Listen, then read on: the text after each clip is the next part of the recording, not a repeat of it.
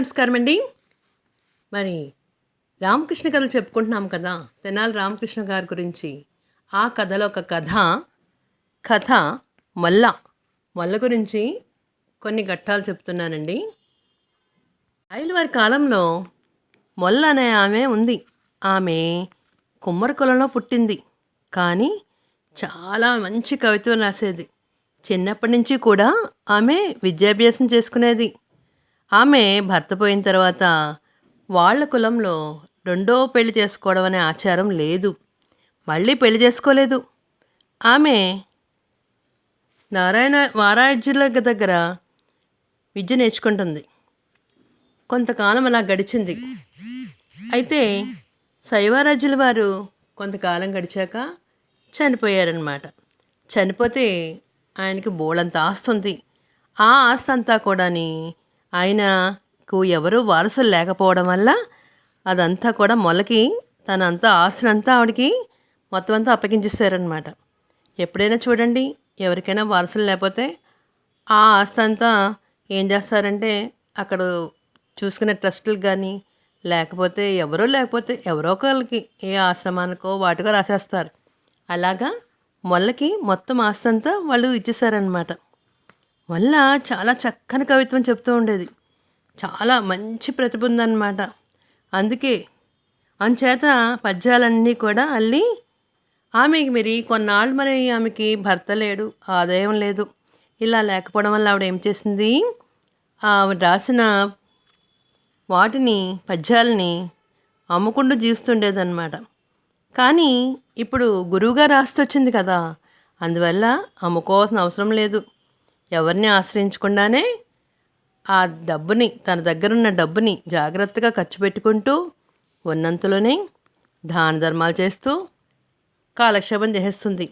ఎవరైనా పండితులు వాళ్ళ ఇంటికి వస్తే కనుక వచ్చిన వాళ్ళని భక్తిపూర్వకంగా సత్కరించి ఆమె రామాయణాన్ని కూడా రచిస్తూ ఉండేదన్నమాట.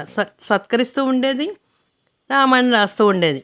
దీనినే ఇప్పటికీ కూడా మనము తెలుసుకుంటాం కదా, మొల్ల రామాయణం అని. వల్ల ఆమె రాసిన రామాయణాన్ని రాయల వారికి అంకితం ఇచ్చి సన్మానాన్ని పొందాలని ఒక కోరిక ఉండేదన్నమాట.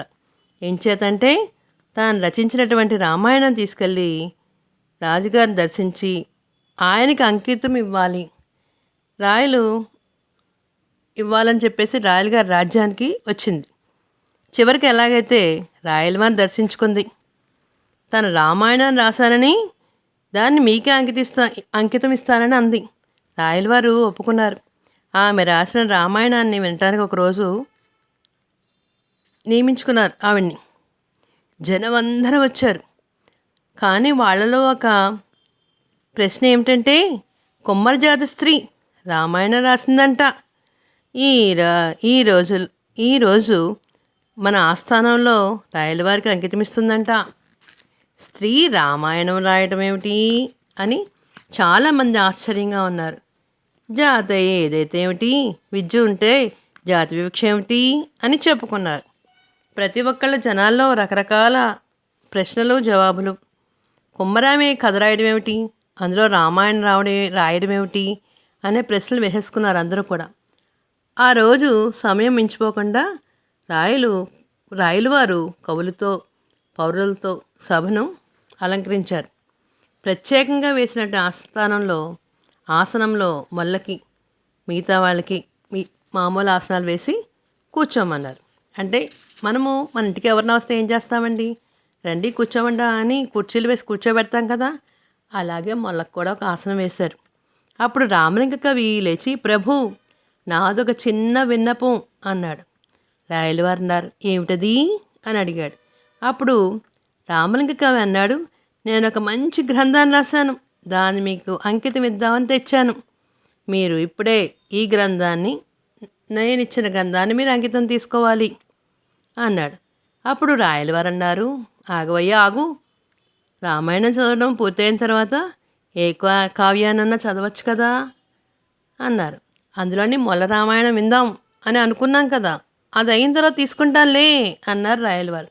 ప్రభు, నా కావ్యము రామాయణం కంటే గొప్ప గ్రంథమేం కాదు, అంతటిగా కాబట్టి ఒక్క నిమిషంలో చదివి వినిపించే చిన్న కావ్యం అది అని చెప్పాడనమాట. బ్రాహ్మణ కవిత్వం విన్న తర్వాతే ఇతరుల కవిత్వము వినాలి, అంతేగాని ముందు మొల రాసిన రామాయణం వినడమేమిటి, నాదే వినండి అని గట్టిగా అడిగాడు.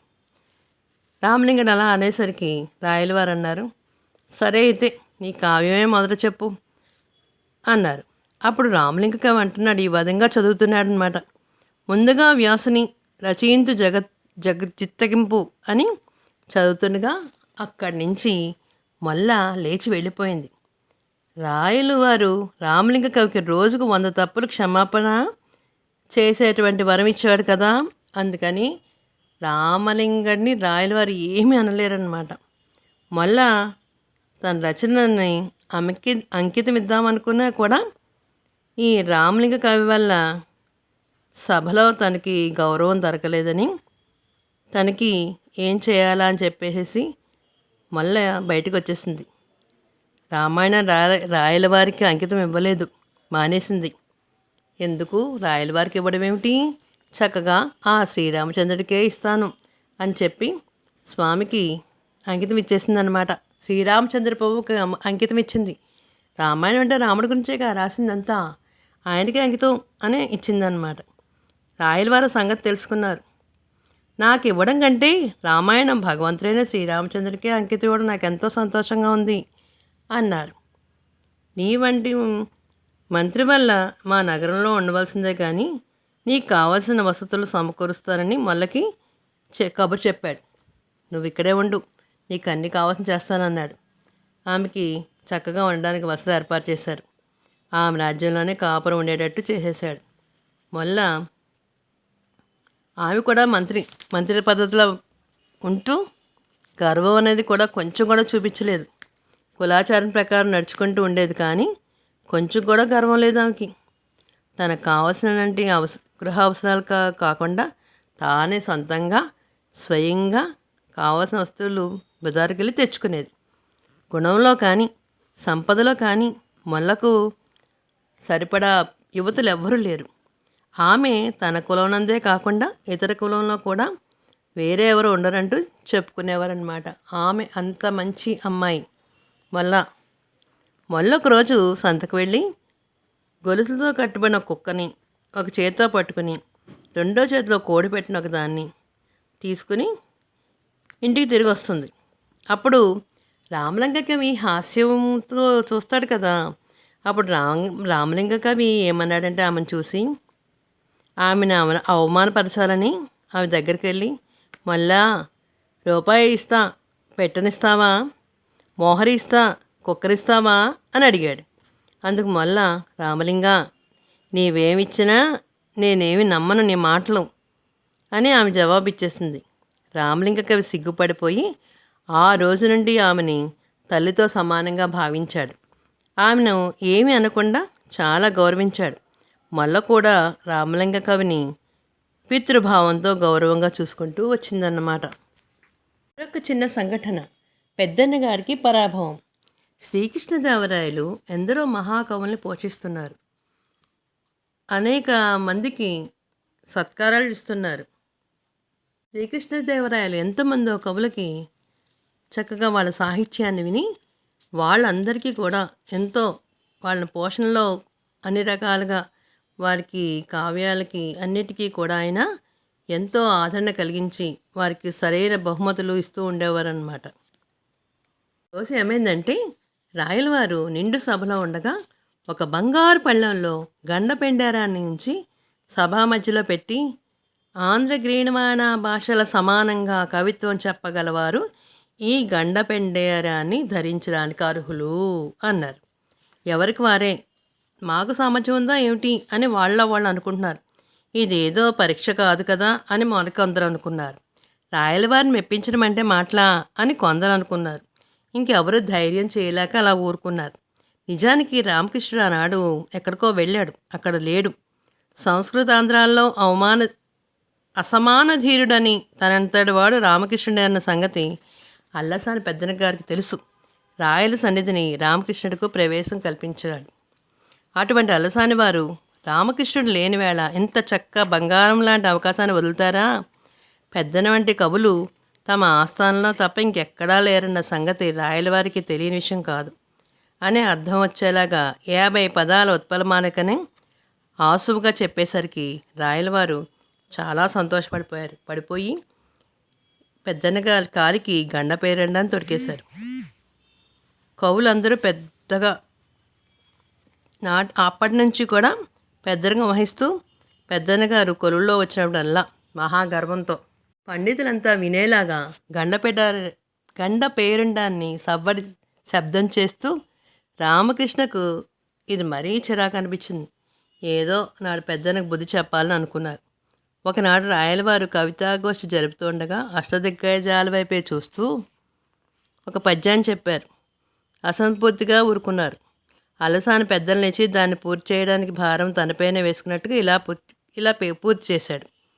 అది పెద్దన్న గారు చెప్పిన పద్యానికి రామలింగడు దానికి అన్నిటికీ కూడా అన్ని స్వరాలు హస్వాలు చేసి పద్యాన్ని పఠించి చమత్కారంగా పెద్దన్నలో ఉన్న బలహీనతలంతా తెలిసేలా చేసేశాడు. ఆ పెద్దన్న ఇటువంటి ప్రయోగాలు ఎప్పుడు చేయలేదు. అంత మాత్రం రామకృష్ణకి పెద్దన్న పట్ల గౌరవాలు తగ్గలేదు. కేవలం పెద్దన్న కవిత్వాన్ని మాత్రం అధిక్షేపించాడు అంతే. అంటే ఆయన గండపిండారాన్ని పెట్టుకుని కాలికి కట్టుకుని శబ్దాలు చేస్తూ ఉంటే ప్రతి ఒక్కళ్ళు కూడా ఏమిటి ఇంత గర్వపడిపోతున్నాడు అనేసరికి రామకృష్ణుడు ఆయన గర్వానంతా అణిచివేసి ఎలాగా పద్యాన్ని పూర్తిగా సరిగ్గా ఎలా చెప్పలేదో దానికి విడమరిచి చెప్పారనమాట. చూసారా మరి మన తెనాలి రామలింగ కవి గారు ఏం చేశారో? తెలుగువారి దీపకాంతికి లైక్ చేసి షేర్ చేసి సబ్స్క్రైబ్ చేసి కామెంట్ రూపంలో పెట్టండి మరి.